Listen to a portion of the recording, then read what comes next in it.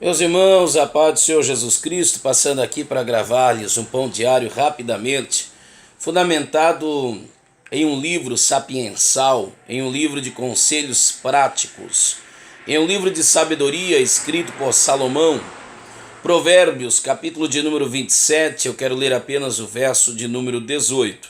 Lembrando, eu acredito que quase que todos vocês conhecem isso, mas para quem não conhece, a título de informação, para quem já sabe, a título de consolidação, tá bom? Só para não esquecer. Salomão escreve Cantares de Salomão no início da sua vida, no início da sua jornada ministerial, podemos dizer assim. Salomão escreve Provérbios quando ele tem meia idade e escreve Eclesiastes quando está no término da vida. Então nós temos aqui Salomão escrevendo o livro de Provérbios no seu auge. Ele não é mais tão menino como foi no livro de Cantares, mas ele também não está tão fraquejante, fisicamente debilitado, como foi no livro de Eclesiastes.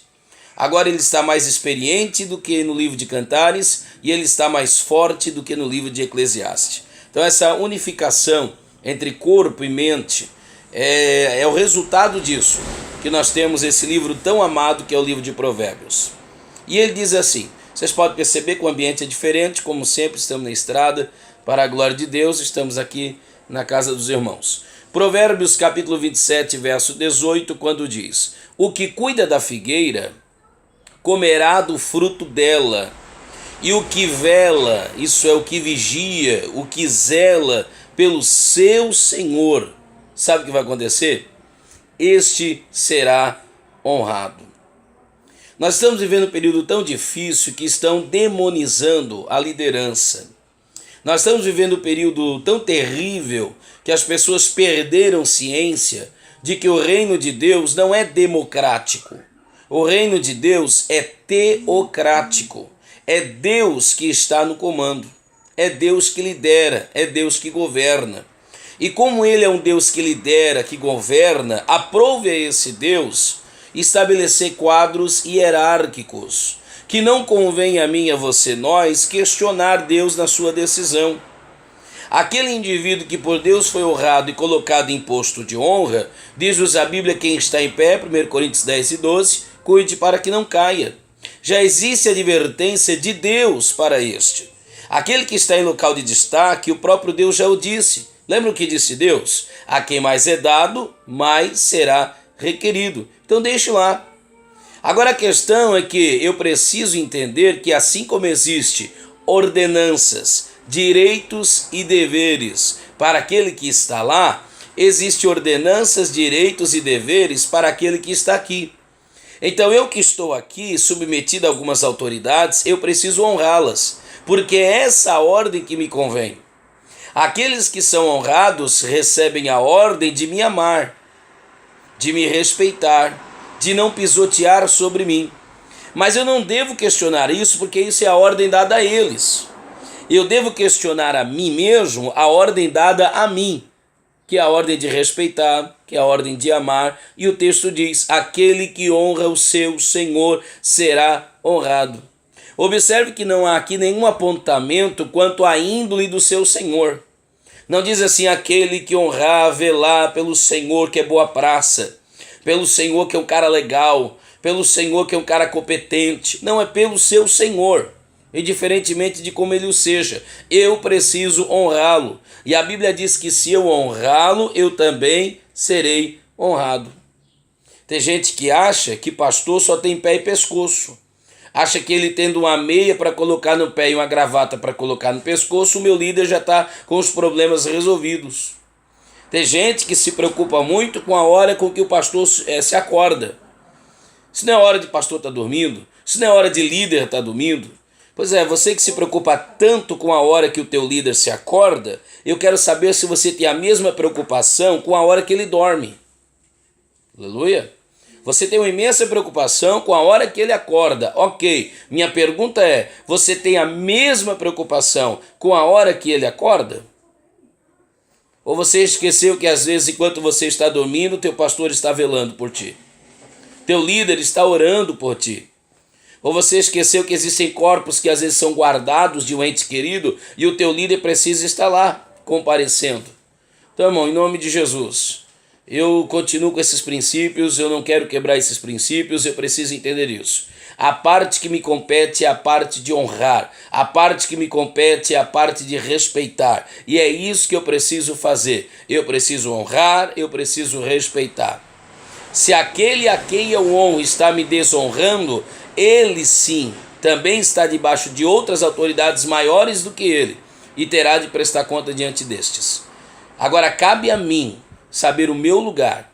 1 Coríntios 7 e 20, cada um fique posicionado na posição pelo qual ele foi vocacionado.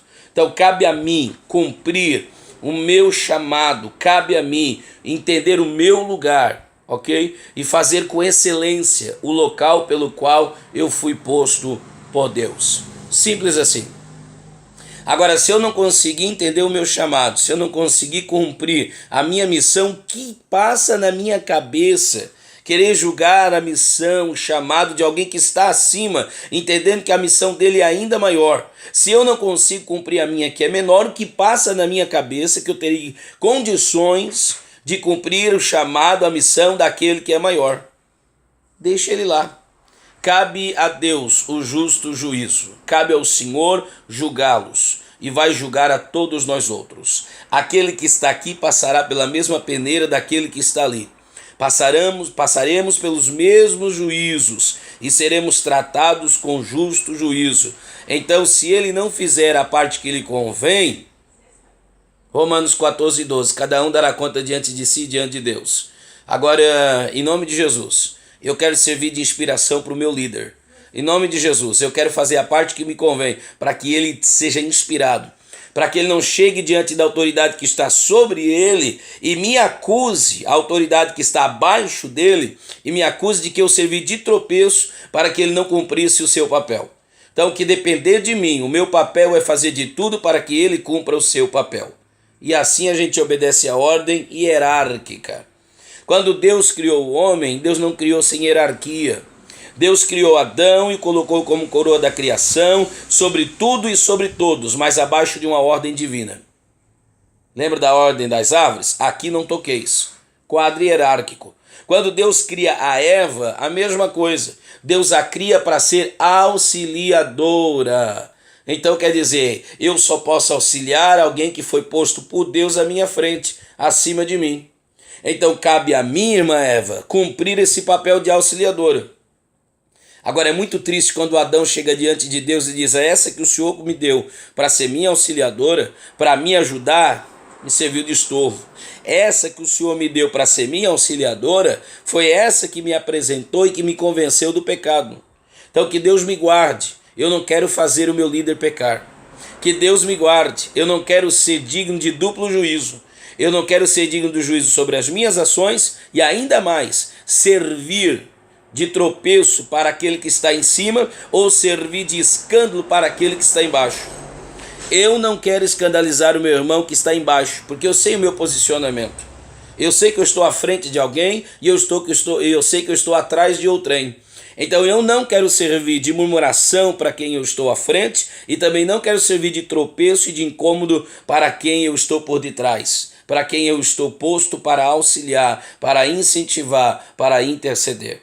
O texto diz: o que cuida da figueira comerá do fruto dela, e o que vela pelo seu senhor será honrado.